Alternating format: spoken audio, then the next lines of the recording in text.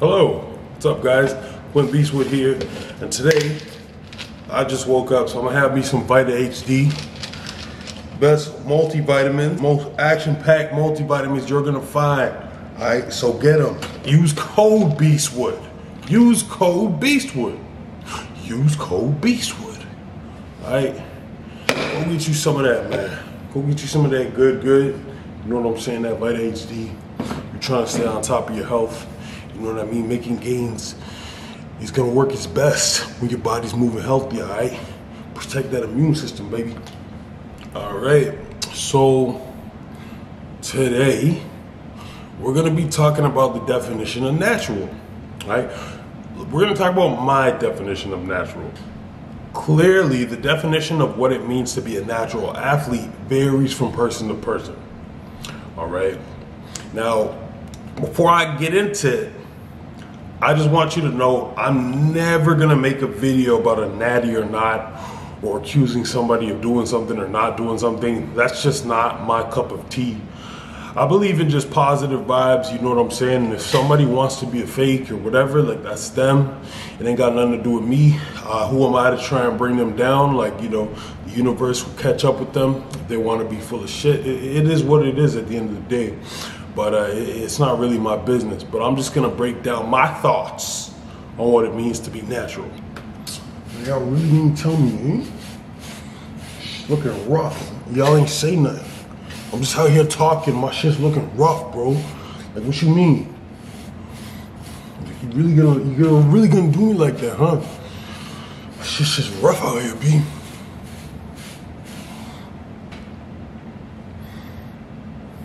All right. Should be good. All right, so let's get into it. So I've shared plenty of pictures, videos, etc., especially on my Instagram, more so on there, of what my physique looked like when I was natural, and I try to keep you guys up to date with, well, I guess not really up to date because it was years ago, but I try and give you guys an idea of what things were like back then and what my training and stuff was like back then. So I'll share a little bit of that with you. Yeah, like when I was natural, I didn't fuck with anything, man. Like, I hated steroids back then. I was very against it. And for anybody that knew me since then, they know that. That's why a lot of people thought I was a hypocrite when I, you know, made that decision. And I totally understand why. But yeah, the reason why I hated steroids so much was because when I was natural, everybody was accusing me of being on steroids. Or these fucking pussy ass motherfuckers would come up to me and be like, hey, what's your cycle? It's like, man, I wanted to punch these motherfuckers in the face, man. You know, because when you are doing something a certain way and people are just assuming, like they're not even asking, like just telling you what you've been doing and asking for your secret, it's like, it's just so, you feel like disrespected, you feel like they're like undermining your hard work. And because, of course, you know, I looked the way I looked when I was natural, I felt like everybody, not everybody, but a lot of people would try and undermine my hard work by throwing the word steroids at me. And man, it made me furious. So the good thing about when I switched over is everybody realized, oh shit, he was actually natural. Yeah, dumbass. But by natural, I didn't fuck with nothing, man. I didn't fuck with no peptides. I didn't fuck with SARMs. I definitely didn't fuck with SARMs. Honestly, SARMs got more popular these days. But when I was on the scene a couple years ago, like I remember I started to hear about it. I'm like, I don't know the definition of what SARMs are, so let's find it out. So SARMs, selective androgen receptor modulators. Selective androgen receptor modulators are a class of therapeutic compounds that have similar properties to anabolic agents, but with reduced androgenic property. This property allows SARMs the advantage of androgen receptor specificity, tissue selectivity, and the lack of steroid-related side effects. So, in my opinion, it's pretty much like a mild steroid, and it's like, it's a milder steroid. Again, since I switched over, I have used SARMs. And what I've felt on it, it doesn't feel any different from an oral steroid. Of course, depending on what you're using, I haven't used every single SARM, but I use MK677, and that shit is like, yo, like what it does to your hunger, like, you know, what I felt, like I felt strong, I felt a bit stronger. It made me retain water weight. Like I never felt anything like, and I was already on the full cycle when I tried it. So it was kind of like, if I'm on a full cycle and I can feel the effects of this thing, how the fuck is that natural? Just some fun facts about SARMs. So women may experience increased body hair growth, acne, increased clitoral size. Oh no, but it's not a steroid. Like it's funny because it's just a technicality because it's not ruled as a steroid. These are all fucking side effects of somebody that is on steroids. Anavar is a mild steroid, and most girls that I know that use Anavar don't see these types of side effects. I mean, I know a girl, again, I'll never put information out there because I ain't trying to expose nobody. She uses Sarm. Oh, it was Osterin. She used Osterin. This girl's voice changed, like, you know, acne all over the place, like skin is terrible. And it was like she used it for just a couple of months. Like everybody I knew thought she was on like some sort of injection because of how her body responded to it, but apparently it was just SARM. So it's like, is it natural? You have to understand, all right, if you're somebody that says you're natural but you're using SARMs or peptides, you know that it's just a loophole. It's not technically a steroid. But in my opinion, it doesn't mean you're natural. If something is manipulating your hormones to that degree, you know what I'm saying? I just really don't think that it's natural. Oh, there's people that are on like testosterone replacement therapy, and you know they run lower doses, like let's say 250 milligrams test, or maybe even 200, and they say they're natural, you know, and they claim that they're natural. You're not natural, man. It's again, it's not the same. It is not the same. There's people that come off a cycle. Like there's this one piece of shit that I know in the natural rankings. And I remember he did a full cycle. He sent the cycle to a guy I knew to overlook, and he exposed it to us, you know? So he was fully on cycle. He doesn't look natural. He looks like shit. Horrible physique, horrible muscularity, just like, you know, really tight and has that muscle hardness from being on steroids. This guy goes into a natural fucking show, wins the overall, and this guy thinks he's the fucking shit. Then goes on to the next level, does that show again. It's like, yo, bro, you were just on a full cycle. I don't give a fuck if you came off 3 weeks before the show. I don't give a fuck if you came off 10 months before the show. Like, if you're on a full cycle, you're not natural, man. I think there is a loophole, of course, for people that have been off for like 5 to 10 years. I mean, I don't know what to refer to them as. Maybe they could have an upper hand in terms of muscle built versus somebody that was never on stuff. But yeah, man, if you definitely like came off for a couple weeks or months, like you're not natural. If you use SARMs, peptides, you're not natural, and that's just how I see it. Again, I'll never call anybody out because it's just not my forte. I'm not somebody that wants to be recognized for, you know, beefing with people, whatnot. Like, I could give a fuck. Oh, another thing about SARMs. Life-threatening reactions, including liver toxicity, have occurred in people taking products containing SARMs. Again, I've never heard of a natural supplement that did that to somebody. I just haven't heard of it. Maybe you have. But again, this is just my opinion. If you are blasting SARMs and want to say you're natural, go ahead. You won't hear a peep from me. But you're not natural in my opinion. Not even close to it. Just a couple more topics I'm going to cover briefly, subtopics if you will. Talk more about your coaching if we wanted to hire you.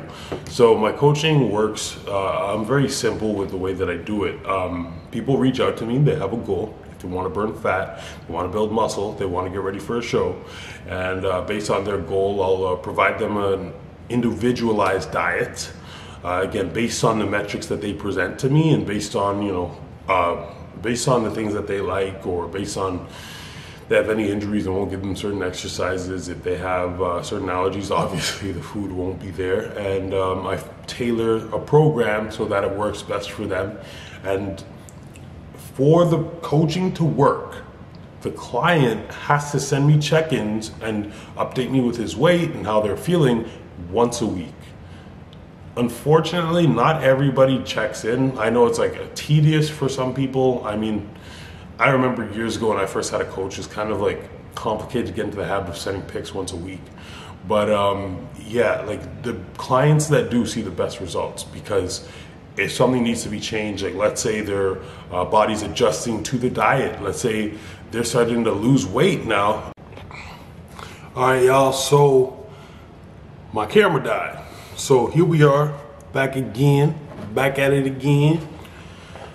All right, if you want to work with somebody who's going to send you a program, training program, diet program, and it's going to be completely tailored to what your goals are, and also tailored to how your current physique is. And the thing about programs is standalone programs, I think, aren't the best because you just kind of send them out and you're kind of guessing. But it's good because once I see as a coach how your body adjusts to the diet, I can make adjustments to make it even more specific for you as time goes on. And again, like, I'm just always there. You can always communicate with me. And that's what I did to get the best results possible when I'm doing preps.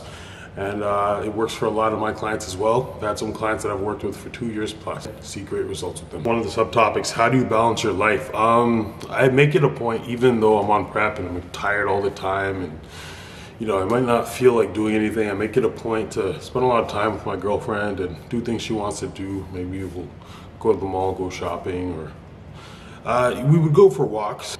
I wouldn't really go for a walk these days because I'm on prep and I don't want to expend any unnecessary energy, because then it kind of deviates away from the plan that I'm supposed to be doing. I have no problems with balance, to be honest. When I'm not on prep, I eat less meals, I'll relax a bit, I'll take my foot off the gas.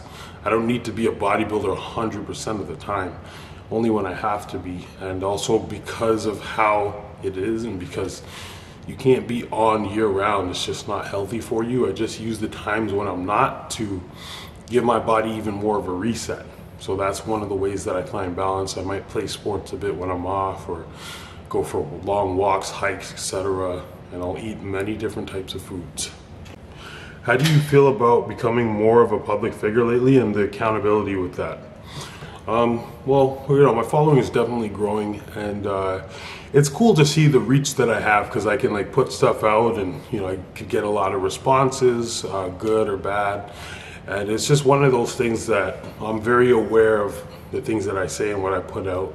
Even sometimes with my Q&As on Instagram, I will jokingly, you know, say something, but it might come across as negative. I'm totally joking, and some people are like, hey man, is something wrong? Like, you know, is everything okay? Like, why are you upset? And I'm like, bro, like, I'm trolling.